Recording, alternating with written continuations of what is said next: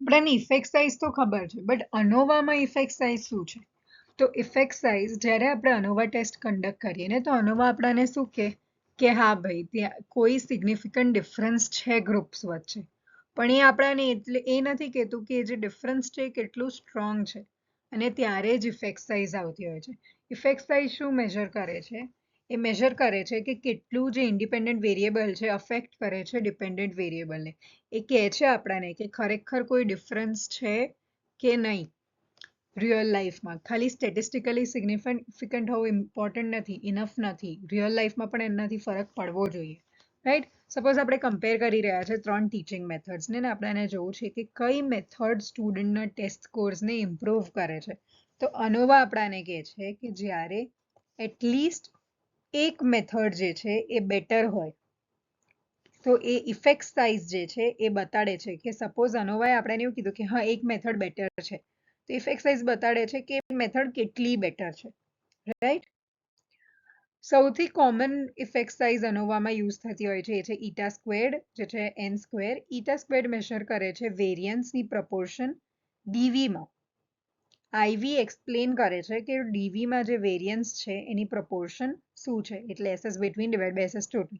SS between બતાડે છે આપણને variation due to between groups, અને એસએસ ટોટલ બતાડે છે આપણને વેરિએશન ટોટલ ડેટા સેટમાં. હવે એન સ્ક્વેરની અલગ અલગ ટાઈપ્સ હોય છે, જે બતાડે છે આપણને કે કેટલું ઇફેક્ટિવ, કેટલી મોટી ઇફેક્ટ છે. સ્મોલ ઇફેક્ટ ત્યારે આવે જ્યારે આપણે એન સ્ક્વેર 0.01 હોય, 0.01 હોય. મીડિયમ ઇફેક્ટ ત્યારે આવે જ્યારે 0.06 હોય, અને લાર્જ ઇફેક્ટ જ્યારે 0.14 પ્લસ હોય. કેમ અમુક રિસર્ચર્સ જે છે ઓમેગા સ્ક્વેર્ડ પ્રિફર કરે છે? તો અમુક વાર જે છે ને એન સ્ક્વેર જે છે ઓવર એસ્ટિમેટ કરી દેતું હોય છે ઇફેક્ટ સાઇઝને.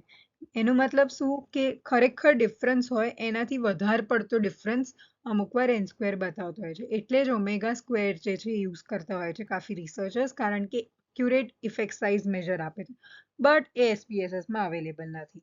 તો હવે આ આપણને ડિફરન્સ ખબર પડી ગઈ. તો હવે અનોવા કર્યા પછી અગર આપણને અનોવાએ કીધું કે હા ભાઈ એક સ્ટડી મેથડ ડિફરન્ટ છે, એટલે આપણે રિજેક્ટ કરીએ આપણી નલ હાઇપોથિસિસને. હવે શું કરવાનું? તો હવે આપણે ચેક કરીએ ઇફેક્ટ સાઇઝ, કે શું જોવા કે અગર સ્ટડી મેથડ ડિફરન્ટ છે તો કેટલી ઇફેક્ટિવ છે સ્ટડી મેથડ, કેટલી ડિફરન્ટ છે. તો એ જે ઇફેક્ટની સ્ટ્રેન્થ ચેક કરીએ, અને પછી આપણે પોસ્ટ હોક ટેસ્ટ રન કરીએ, જે આપણને બતાડે છે કે કયો સ્પેસિફિક ગ્રુપ ડિફરન્ટ છે, રાઈટ? અનોવા શું આપે છે આપણને? અનોવા આપણને એ આપે છે કે એટલીસ્ટ એક ગ્રુપ સિગ્નિફિકન્ટલી ડિફરન્ટ છે. ઇફેક્ટ સાઇઝ બતાડે છે કે કેટલી ઇફેક્ટ છે, કેટલું સિગ્નિફિકન્ટલી ડિફરન્ટ છે, કેટલી ઇફેક્ટ છે, કેટલું સ્ટ્રોંગ ઇફેક્ટ છે.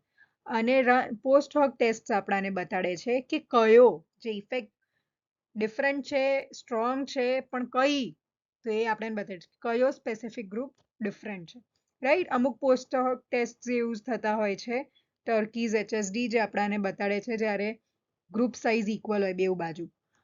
બોર્નફર્ની જે છે એ મલ્ટિપલ કમ્પેરિઝન્સમાં યુઝ થતી હોય છે, અને શેફ્સ ટેસ્ટ બતાડે છે એ વધારે કન્ઝર્વેટિવ છે. અગર ગ્રુપ સાઇઝ અનઇક્વલ હોય તો એ વધારે હેલ્પફુલ છે, રાઈટ?